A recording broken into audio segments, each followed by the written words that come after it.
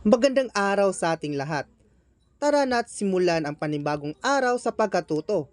Ang ating itatalakay ngayon ay ang 7 elemento ng alamat. Ang ating pagbabasehan ay yung nabasa natin kahapon na alamat ng pinya. Unang elemento, tauhan. Ito ang nagsisiganap sa kwento kung ano ang papel na ginagampanan ng bawat isa. Halimbawa, si Pinang, ang batang babae na tamad at ayaw tumulong sa kanyang ina. Si Pinang ay siya yung tauhan. Pangalawang elemento, tagpuan. Inilalarawan dito ang lugar na pinangyayarihan ng aksyon at insidente. Gayon din ang panahon kung kailan ito nangyari. Halimbawa, sa isang baryo o nayon sa Pilipinas. So ang isang baryo at ang Pilipinas, ito ay tumutukoy sa lugar. Pangatlong elemento ay saglit na kasiglahan. Ito ay naglalahad ng panandaliang pagtatagpo ng mga tauhang masasangkot sa suliranin. Halimbawa, nang inutusan ng ina si Pinang na tumulong sa gawaing bahay pero ayaw niyang kumilos at palaging sinasabing, "Hindi ko po alam." Sa halimbawang iyon, nagsisimula ng magkaroon ng tensyon, unang pagkikita ng problema. Pang-apat na elemento, tunggalian. Ito naman ang bahaging nagsasaad sa pakikipagtunggali o pakikipagsapalaran ng pangunahing tauhan laban sa mga suliraning kakaharapin na minsan ay sarili, sa kapwa, o sa kalikasan.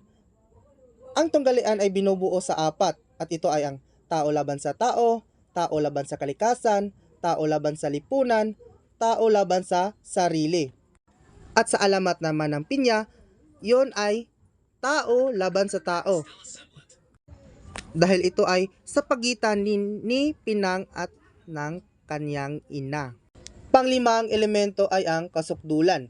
Ito ang pinakamadulang bahagi kung saan maaaring makamtam ng pangunahing tauhan ang katuparan o kasawian ng kanyang ipinaglalaban. Halimbawa, nang nagsalita ang ina ng sana'y magkaroon ka ng maraming mata dahil sa pagkakayamot sa anak. Sa halimbawang iyon, pinakamataas na bahagi ng banghay kung saan labis ang emosyon at mangyayari ang mahalagang pangyayari. Pang-anim na elemento, kakalasan. Ito ang bahaging nagpapakita ng unti-unting pagbaba ng takbo ng kwento mula sa maigting na pangyayari sa kasukdulan. Halimbawa, nang matanggap ng ina ang nangyari kay Pinang at napagtanto ang epekto ng kanyang nasabi. Sa halimbawang iyon, makikita natin ang unti-unting pagbaba ng tensyon. Panghuling elemento ay ang wakas. Ito ang bahaging naglalahad ng magiging resolusyon ng kwento, maaring masaya o malungkot, pagkatalo o pagkapanalo. Halimbawa, ipinaliwanag na ang pinya ay mula kay Pinang at ito ay ang aral sa mga batang ayaw tumulong at walang kusa. Ang halimbawang iyon ay nagpapakita ng katapusan ng kwento kung saan nabibigyang linaw ang mga pangyayari.